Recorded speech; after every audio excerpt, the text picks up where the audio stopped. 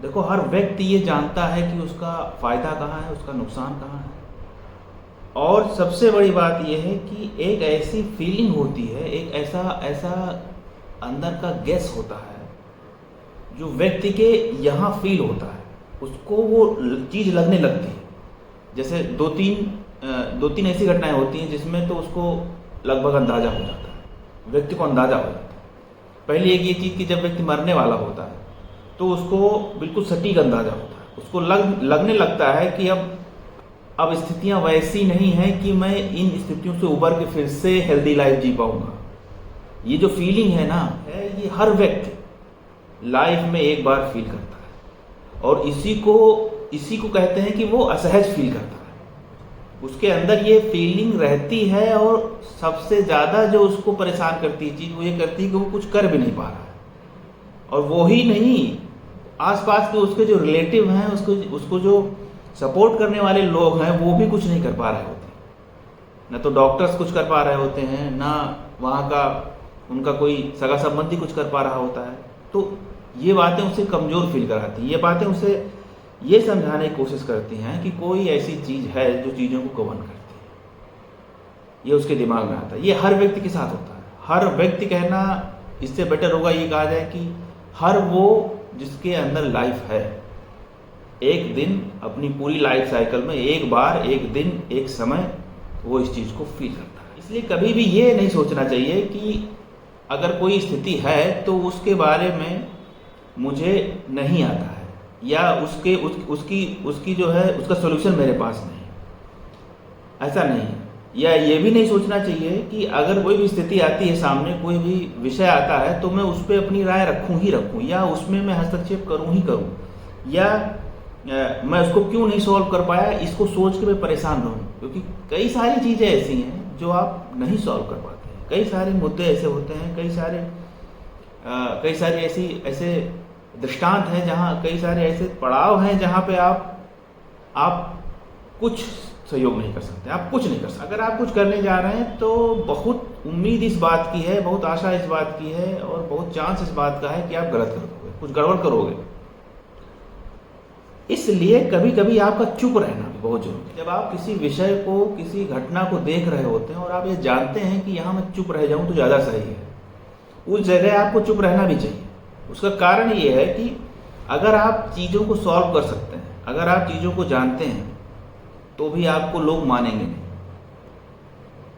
और आप चुप क्यों रह जाते हैं? आप चुप क्यों रहना चूज करते हैं? इसलिए क्योंकि अगर आप जानते हैं, अगर आप उस सॉल्यूशन को जानते हैं, अगर आप उस स्थिति को सॉर्ट आउट करना जान रहे हैं, तो भी इस बात की कभी कभी जरूरत पड़ती है कि आप चुप रहें। ऐसा इसलिए क्योंकि लोग आप पे ट्रस्ट नहीं करते, लोग आप पे विश्वास नहीं करेंगे, लोग आपकी बात को सही नहीं मानेंगे, लोग आपकी बात को एक्सेप्ट नहीं करेंगे। ये स्थिति बनती है। इसलिए आपको उस वक्त चुप रहना चाहिए। उस वक्त आप चुप रहेंगे तो ही आप चीज़ों को सॉर्ट आउट कर पाएंगे, तो ही आप चीज़ों को सुलझा पाएंगे, बगैर इस बात के कि आप अपनी बात सामने वाले के ऊपर थोपें। कभी कभी ऐसा भी होता है कि आप ये जान लेते हैं कि अगर मैं कोई सलाह देता हूँ या कुछ बोलता हूँ या कुछ करता हूँ तो उससे मैं कोई चेंज नहीं ला पाऊँगा, कोई ऐसा परिवर्तन नहीं कर पाऊँगा जो कुछ क्रिएटिव हो या कुछ पॉजिटिव हो।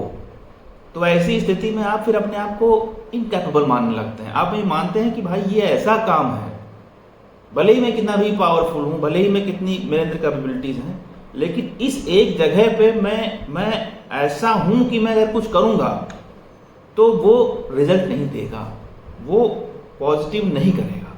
अपने आप को आप इनकैपेबल मानने लगते हैं, अपने आप को आप असक्षम मानने लगते हैं। तो ऐसी जगह पे भी अगर आप चुप रह जाते हैं, अपनी क्षमताओं को दिखाने के बजाय, अपनी क्षमताओं को दूसरे जान लें या मान लें, आपको आपका लोहा मान जाए, ऐसा करने के बजाय अपने आप को आप चुप रख लेते हैं, अपने आप को संतुष्ट रख लेते हैं, तो फिर आप कहीं ना कहीं समस्याओं से आगे निकल जाते हैं।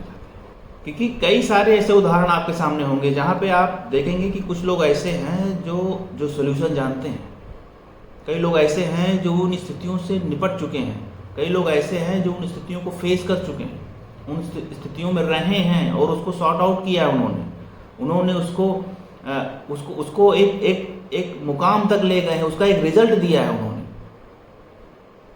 उन स्थितियों से बाहर लाए हैं लोग। ऐसा व्यक्ति जो अपने आप को ऐसी ही स्थितियों से बाहर लाया है, ऐसे ही समस्याओं से बाहर लाया है, ऐसा व्यक्ति जो इन समस्याओं को सॉल्व करने के लिए स्किल्ड है, लेकिन फिर भी वो कुछ नहीं कर पा रहा होता है, उस स्थिति में वो कुछ नहीं कर पा रहा होता है,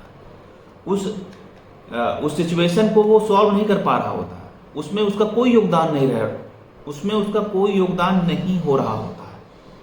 और यही नेचर है, इसी को कहते हैं प्रकृति, इसी को नेचर कहते हैं, इसी को साइकिल कहते हैं।